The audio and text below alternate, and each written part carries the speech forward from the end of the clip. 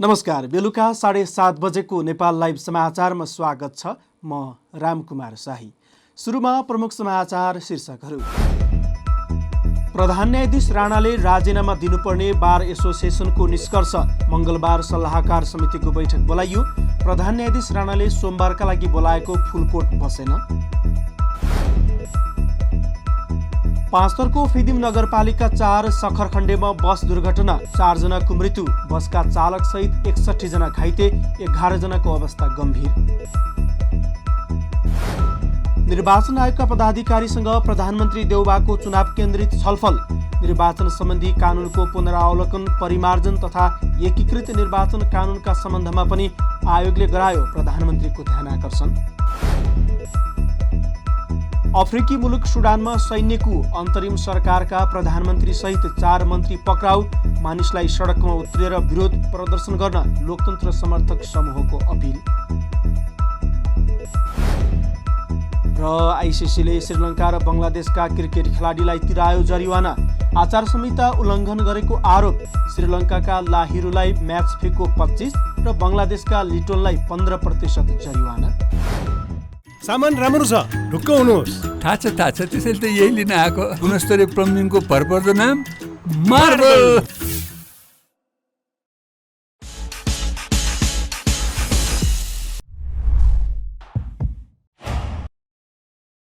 अब समाचार विस्तारमा।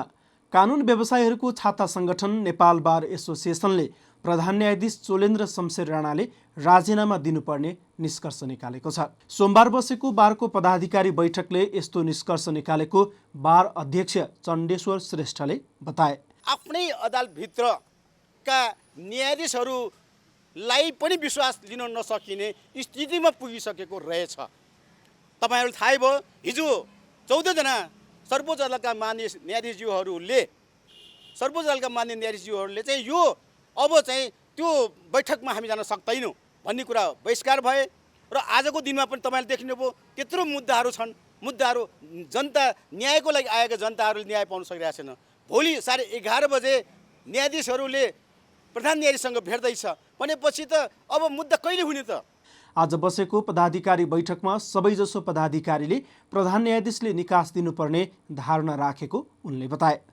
बार महासचिव लीलामणि पौडेलले पनि बारभित्र एकमत हुने प्रयास जारी रहेको र बहुमत पदाधिकारीको राय राणाले निकास दिनुपर्ने रहेको बताएका छन्। बारले भोलि सल्लाहकार समितिको बैठक पनि बोलाएको छ। बारको सल्लाहकार समिति बैठकमा पूर्व अध्यक्ष, उपत्यका बारका पदाधिकारी र नेपाल बारका पूर्व पदाधिकारी संलग्न हुनेछन्। बारले कुनै समस्याको बारेमा निर्णय गर्न परेमा सल्लाहकार समितिको बैठक बोलाउने परम्परा रहेको छ। यस्तै प्रधान न्यायाधीश राणाले आजका लागि बोलाएको सर्वोच्च अदालतको पूर्ण बैठक बस्न सकेन। सोमबार अदालतमा उपस्थित भएका मध्ये 13 जना न्यायाधीशले आफूहरूका लागि तोकिएको इजलास बहिष्कार गरेका थिए। इजलास बहिष्कार गरेका न्यायाधीशहरू छुट्टै छलफलमा समेत जुटेका थिए। प्रधान न्यायाधीश राणाले न्यायाधीश हरिकृष्ण कार्की नेतृत्वको समितिले बुझाएको प्रतिवेदनको कार्यान्वयन र वरिष्ठ अधिवक्ता उपाधिको विषयमा छलफल गर्न नेपाल बार एसोसिएसन सहितको फुलकोट बोलाएका थिए। सोमबार प्रधान न्यायाधीश राणाले आफूबाहेकका 7 इजलास तोके पनि कुनै पनि न्यायाधीश इजलासमा नबसेर बेग्लै छलफलमा जुटेका थिए। राणाले न्यायाधीश दीपक कुमार कार्की र हरिप्रसाद फुयाल, मीरा खड्का र कुमार रेग्मी, हरिकृष्ण कार्की र मनोज शर्मा, विशम्बर प्रसाद श्रेष्ठ र टङ्कबहादुर मोक्तान, आनन्द मोहन भट्टराई र प्रकाश कुमार ढुङ्गाना, प्रकाशमान सिंह राउत तथा सुषमालता माथेमा र बमकुमार श्रेष्ठको एकल इजलासमा पेशी तोकेका थिए। नेकपा माओवादी केन्द्रका अध्यक्ष पुष्पकमल दाहाल प्रचण्डले नेपाल र भारतले एक अर्काको राष्ट्रिय स्वार्थलाई सम्मान गर्नुपर्ने बताएका छन्। सोमबार आयोजित एक कार्यक्रममा सम्बोधन गर्दै उनले नेपाल र भारत दुवै त्यतातिर लाग्नुपर्ने बताएका हुन्। हामी नेपाल र भारतको सम्बन्ध जसरी विशिष्ट भन्छौँ, त्यसकारण नेपाल र भारतको राष्ट्रिय स्वार्थलाई एक अर्काले सम्मान गर्ने, सहयोग गर्ने प्रक्रियाको सुरुवात गरियो भने दुनियाँको कुनै पनि तागतले हाम्रो सम्बन्ध सुदृढ हुन रोक्न सक्दैन, प्रचण्डले भने। प्रचण्डले कुनै पनि देशको विदेश नीति त्यो देशको आन्तरिक नीतिको विस्तारित रूप भएको भन्दै कूटनीतिक सम्बन्ध र विदेश नीतिको मुटु र मन नहुने, बरु दिमाग मात्रै हुने बताए।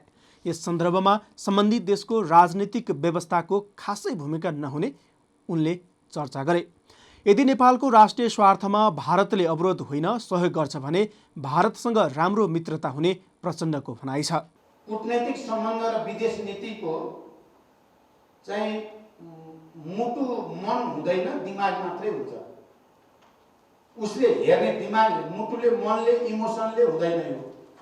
यो विवेकले हुन्छ र विवेकमा आधारित भएरै त्यो सम्बन्धलाई हामीले परिभाषित गर्नुपर्ने हुन्छ र दुई देशको सम्बन्धलाई परिभाषित गर्ने कुरा आइडियोलोजी होइन, सिस्टम पनि होइन। भारतमा कुन सिस्टम छ, नेपालमा कुन सिस्टम छ भन्ने कुराले दुई देशको सम्बन्धलाई निर्धारण गर्दैन। जुनसुकै होस्, यदि नेपालको इन्ट्रेस्ट, नेपालको नेसनल इन्ट्रेस्टमा भारतले बाधा होइन सहयोग पुर्याएको छ भने भारतसँग हाम्रो राम्रो मित्रता हुन्छ। अध्यक्ष प्रचण्डले नेपालमा जुनसुकै व्यवस्था भए पनि त्यसले भारतको राष्ट्रिय स्वार्थलाई अवरोध नभई सहयोग पुर्याएको बताए। त्यसैले नेपालसँग भारतको पनि राम्रो सम्बन्ध हुनुपर्ने प्रचण्डको भनाइ छ। पाँचथरको फिदिम नगरपालिका 4 सखरखण्डेमा बस दुर्घटना हुँदा 4 जनाको मृत्यु भएको छ। दुर्घटनामा बसका चालकसहित 61 जना घाइते भएका छन्। सोमबार बिहान 11 बजे यासोकबाट फिदिमतर्फ छुटेको को 1 ख 3865 नम्बरको बस सडकबाट अन्दाजी 20 मिटर तल खसेको थियो। दुर्घटनामा बसमा सवार लेटाङ नगरपालिका 6 मोरङका 7 वर्षीय प्रज्वल मगरको पाथिबारा अस्पताल, इलाम बस्ने 34 वर्षीय प्रमिला देवानको जिल्ला अस्पताल, उनकै 7 महिने छोरा निश्चल देवान र एकजना पहिचान हुन नसकेको महिलाको समर्पित अस्पताल पाँचथरमा उपचारको क्रममा मृत्यु भएको प्रहरीले जनाएको छ। दुर्घटनामा गम्भीर घाइते भएका 11 जनालाई थप उपचारका लागि झापा पठाएको तथा अन्य घाइतेको फिदिमका विभिन्न अस्पतालमा उपचार भइरहेको छ। घटनाबारे थप अनुसन्धान भइरहेको प्रहरीले जनाएको छ। प्रधानमन्त्री शेरबहादुर देउवाले आज निर्वाचन आयोगका पदाधिकारीसँग छलफल गरेका छन्। निर्वाचन आयोग स्रोतका अनुसार प्रधानमन्त्री देउवाले आगामी निर्वाचनका विषयमा केन्द्रित रहेर छलफल गरेका हुन्। प्रधानमन्त्रीलाई भेट्न सोमबार प्रमुख निर्वाचन आयुक्त दिनेश कुमार थपलियासहित आयोगका पदाधिकारीहरू बालुवाटार पुगेका थिए। आगामी चुनावका विषयमा छलफल गर्न प्रधानमन्त्रीले बोलाउनु भएको थियो, आयोग स्रोतले भन्यो। प्रधानमन्त्री र आयोगका पदाधिकारी बीच स्थानीय तहदेखि प्रतिनिधि सभाको निर्वाचनसम्मको विषयमा कुराकानी भएको जनाइएको छ। आजको भेटमा निर्वाचन आयोगका पदाधिकारीले राष्ट्रिय सभाको रिक्त स्थानमा चुनाव गर्नुपर्ने विषयमा पनि प्रधानमन्त्रीसँग छलफल गरेका थिए। त्यस्तै स्थानीय तह, प्रदेश सभा र प्रतिनिधि सभा पनि केही स्थान रिक्त रहेका छन्। यस विषयमा पनि आज प्रधानमन्त्रीसँग छलफल भएको आयोगका एक पदाधिकारीले जानकारी दिए। निर्वाचन आयोगका सहसचिव यज्ञ प्रसाद भट्टराईले सोमबार एक विज्ञप्ति जारी गर्दै आगामी फागुन 21बाट रिक्त हुने राष्ट्रिय सभा सदस्य पदका लागि निर्वाचनको मिति तोक्ने विषयमा प्रधानमन्त्रीसँग छलफल भएको जनाएका छन्। यस्तै स्थानीय तहको आगामी निर्वाचनका सम्बन्धमा भएका संवैधानिक तथा कानुनी व्यवस्था, प्रतिनिधि सभाका रिक्त 4 सदस्य र प्रदेश सभामा रिक्त 18 सदस्य पदको उपनिर्वाचन सम्बन्धमा पनि प्रधानमन्त्रीसँग छलफल भएको विज्ञप्तिमा जनाइएको छ। आयोगका पदाधिकारीहरूले निर्वाचन सम्बन्धी कानुनको पुनरावलोकन, परिमार्जन तथा एकीकृत निर्वाचन कानुनका सम्बन्धमा पनि प्रधानमन्त्रीको ध्यानाकर्षण गराएका थिए। यसैबीच सरकारले प्रतिनिधि सभा र प्रदेश सभामा रिक्त सदस्य पदको उपनिर्वाचनका विषयमा दलहरूसँग छलफल गर्ने भएको छ। निर्वाचन आयोगका पदाधिकारीहरूले सोमबार प्रधानमन्त्री शेरबहादुर देउवासँग भएको छलफलमा रिक्त पदको उपनिर्वाचन के गर्ने भन्ने विषयमा धारणा मागेका थिए। सो क्रममा प्रधानमन्त्री शेरबहादुर देउवाले यस विषयमा सत्ता साझेदार दल र अन्य राजनैतिक दलसँग छलफल गर्ने प्रतिक्रिया दिएका थिए। प्रधानमन्त्रीले दलहरूसँग छलफल गरेर यस विषयमा निष्कर्षमा पुग्ने बताएको निर्वाचन आयोगका एक पदाधिकारीले जानकारी दिए। स्थानीय तहमा रिक्त रहेका पदमा भने उपनिर्वाचन गर्नु अब आवश्यक नभएको आयोगले नै प्रश्न पारेको छ। अबको 6 महिनापछि स्थानीय तहको निर्वाचन नै गर्नुपर्ने समय नजिक आइसकेकाले उपनिर्वाचन गर्नु आवश्यक नहुने आयोगको भनाइ छ।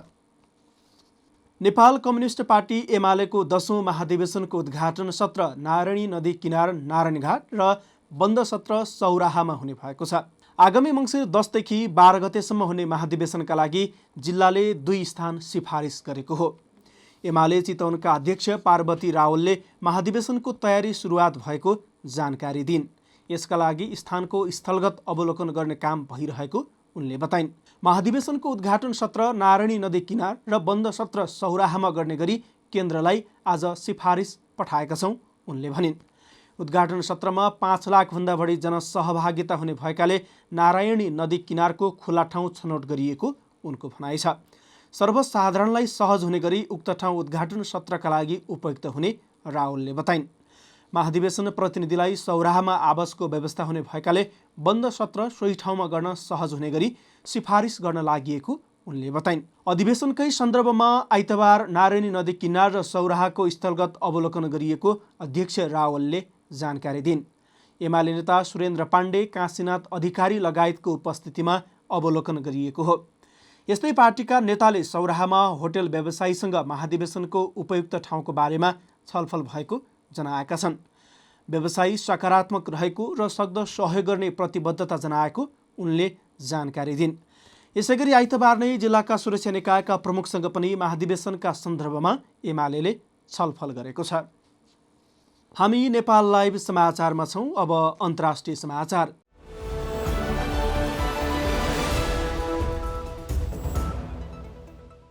अफ्रिकी मुलुक सुडानमा सैन्य कु भएको छ। यससँगै अन्तरिम सरकारका केही मन्त्रीहरूलाई उनीहरूको घरमा नजरबन्द गरिएको छ। प्रधानमन्त्री अब्दुल्ला हमदोक र उनी नेतृत्वको सरकारका 4 मन्त्री गिरफ्तार परेको बीबीसीले जनाएको छ। उनीहरूलाई सोमबार केही अज्ञात सैनिकले हिरासतमा लिएको जनाइएको छ।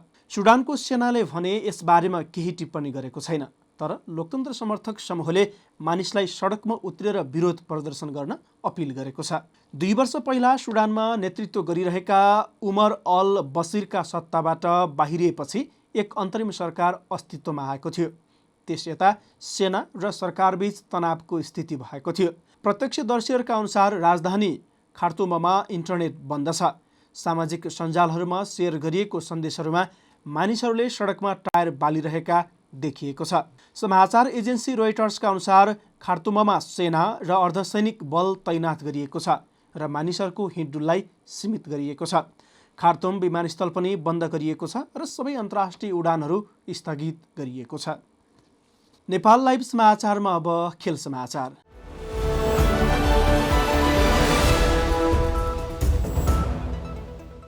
आइसिसीले श्रीलङ्का र बङ्गलादेशका क्रिकेट खेलाडीलाई जरिवाना तिराएको छ। आचार संहिता उल्लङ्घन गरेपछि आइसिसीले श्रीलङ्का र बङ्गलादेशका क्रिकेट खेलाडीलाई जरिवाना तिराएको हो। आइसिसी टी20 विश्वकप क्रिकेटको खेलका क्रममा श्रीलङ्काका लाहिरू कमारा र बङ्गलादेशका लिटोन दास कुमारले आचार संहिता उल्लङ्घन गरेको आइसिसीले जनाएको छ। लाहिरूलाई म्याच फीको 25% र लिटोनलाई 15% जरिवाना लगाइएको हो। उनीहरूले सुपर 12 अन्तर्गत समूह बी को खेलमा आचार संहिता उल्लङ्घन गरेको पाइएको थियो। बङ्गलादेशले ब्याटिङका क्रममा लिटोनलाई आउट गरेपछि लिहिरू उनी भएतिर गएर प्रतिक्रिया जनाएका थिए भने लिटोनले आक्रोशित भएर प्रतिक्रिया दिएपछि विवाद भएको थियो। सामान राम्रो छ, ढुक्क हुनुहोस्। थाहा छ त्यसैले त यही लिन आएको। गुणस्तरीय प्लम्बिङको भरपर्दो नाम मार्बल।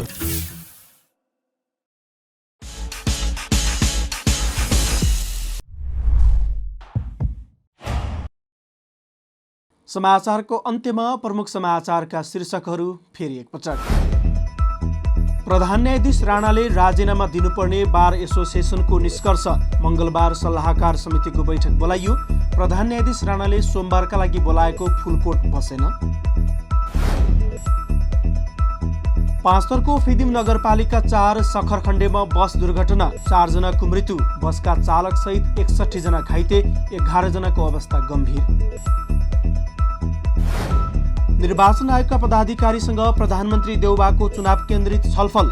निर्वाचन सम्बन्धी कानुनको पुनरावलोकन, परिमार्जन तथा एकीकृत निर्वाचन कानुनका सम्बन्धमा पनि आयोगले गरायो प्रधानमन्त्रीको ध्यानाकर्षण। अफ्रिकी मुलुक सुडानमा सैन्यको अन्तरिम सरकारका प्रधानमन्त्री सहित 4 मन्त्री पक्राउ। मानिसलाई सडकमा उत्रेर विरोध प्रदर्शन गर्न लोकतन्त्र समर्थक समूहको अपिल। र आइसिसीले श्रीलङ्का र बङ्गलादेशका क्रिकेट खेलाडीलाई तिरायो जरिवाना। आचार संहिता उल्लङ्घन गरेको आरोप। श्रीलङ्काका लाहिरुलाई म्याच फीको 25 र बङ्गलादेशका लिटोनलाई 15% जरिवाना। नेपाल लाइभ समाचार आज यति नै। यसपछि 8:30 बजे कार्यक्रम बहसमा काङ्ग्रेस हेर्न सक्नुहुनेछ। यस्तै हाम्रा अन्य कार्यक्रम नेपाल लाइभको Facebook page, YouTube channel, Twitter र हाम्रो वेबसाइट नेपाललाइभ.com मा पढ्न र हेर्न सक्नुहुनेछ। नमस्कार।